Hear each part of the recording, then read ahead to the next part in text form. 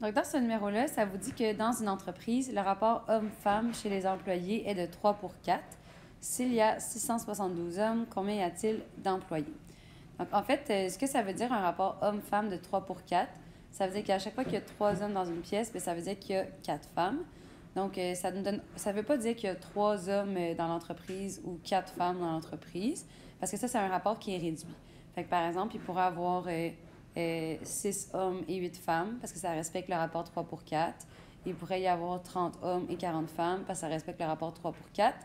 Là, on nous dit qu'il y a 672 hommes et on cherche le nombre d'employés. Donc, votre première étape, ça va être d'aller trouver le nombre de femmes à l'aide du rapport qui est donné. Puis, une fois qu'on va avoir le nombre de femmes, on va pouvoir l'additionner au nombre d'hommes. Donc, ce que toi, tu sais, c'est que le rapport dans l'entreprise, il est de 3 pour 4. Comme je l'ai dit tout à l'heure, ça veut dire que s'il y a 3 hommes, il y a 4 femmes dans l'entreprise.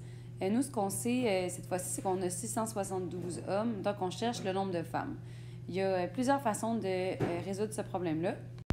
La première façon, c'est de vous dire que ici, le nombre d'hommes a été multiplié par 224. Ça veut dire que si le numérateur a été multiplié par 224, pour obtenir une fraction qui est équivalente ou un rapport qui est équivalent, il faut aussi multiplier le dénominateur par 224. Donc, ce que vous pourriez faire, c'est 4 fois 224 et comme ça, vous trouveriez le nombre de femmes. Et ça vous donne 896 femmes. Je vais vous montrer 2 autres manières de résoudre ce problème-là. Une autre façon de faire ce problème-là, c'est de voir qu'entre le dénominateur et le numérateur, ou entre le nombre de femmes puis le nombre d'hommes, bien, il y a une multiplication de 0,75 dans le rapport réduit. Bien, puisqu'on cherche à avoir un rapport qui est équivalent ou une réponse qui respecte le rapport, bien, ça veut dire qu'entre le dénominateur et le numérateur, il y a encore eu une multiplication de 0,75. Si on souhaite faire le chemin inverse, bien, on va tout simplement diviser par 0,75. Donc, ce que tu pourrais faire, c'est faire 672 divisé par 0,75 et ça te donnerait le nombre de femmes. Et ça vous donne encore une fois 896 femmes. Je vais vous montrer finalement une dernière façon pour trouver le nombre de femmes. La dernière façon, c'est que puisqu'on est dans une situation qui est proportionnelle, par exemple, si on a fait x2 au nombre d'hommes,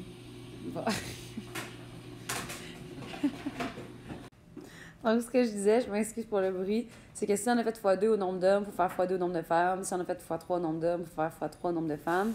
Bref, puisqu'on est dans une situation qui est proportionnelle, on peut utiliser le fait que dans une proportion, le produit des extrêmes est égal au produit des moyens. Donc, les extrêmes dans cette proportion-là, c'est le 3 et le x. Ça veut dire que si on multiplie 3 fois x, bien, il faut absolument que ça nous donne la même chose que la multiplication des moyens. Les moyens, c'est le 4 et le 772. Donc, c'est ça que je suis allée écrire ici. Je suis allée écrire que 3 fois x, il faut que ça donne la même chose que 4 fois 672.